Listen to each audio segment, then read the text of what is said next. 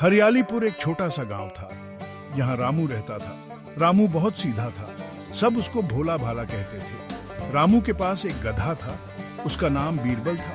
बीरबल बहुत होशियार था। रामू को लगता था कि बीरबल सिर्फ एक गधा है, उसे क्या समझ। रामू बीरबल को खेत में काम करने के लिए ले जाता था। बीरबल आराम से घास चाटता रहता था। रामू को लगता था, मेरा बीरबल कितना मेहनती है। एक दिन रामू ने सोचा, क्यों ना मैं बीरबल को सब्जियों की पहचान कराऊं। रामू बीरबल को लेकर सब्जी मंडी पहुंच गया। वहां तो जैसे बीरबल के लिए मेला ही लग गया।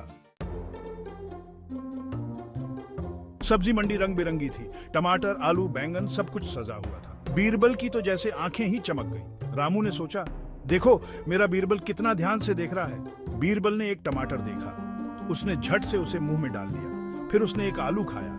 गाजर, मूली कुछ भी नहीं छोड़ा। लोग हंसने लगे।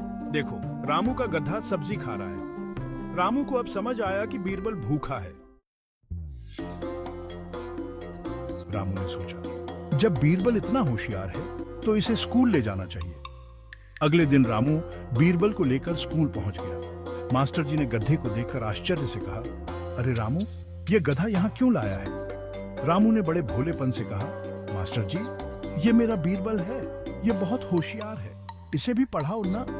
मास्टर जी हंस पड़े। बच्चों ने भी खिलखिलाकर हंसना शुरू कर दिया। मास्टर जी ने बीरबल को कक्षा में बिठाया। ब्लैक बोर्ड पर उन्होंने लिखा, 2 और 2 कितने होते हैं? मास्टर जी ने बीरबल से पूछा, बताओ बीरबल, 2 और 2 कितने होते हैं? बीरबल चुपचाप बैठा रहा। फिर अचानक उसने अपने पैर से जोर से जमीन पर वार किया। ढेंचू!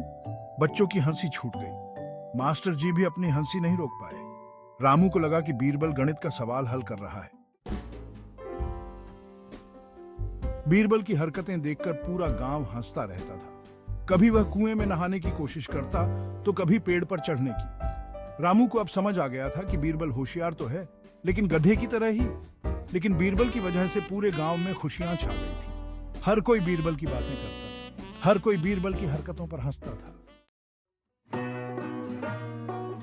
रामू और बीरबल की जोड़ी मशहूर हो गई। लोग दूर दूर से बीरबल को देखने आते थे। रामू को अपने गधे पर बहुत गर्व था। भले ही बीरबल सब्जी खाता था, भले ही वह स्कूल में ढेंचू करता था, लेकिन वह रामू का प्यारा बीरबल था। और इस तरह हरियालीपुर में रामू और बीरबल की कहानी हमेशा के लिए प्रसिद्ध हो गई।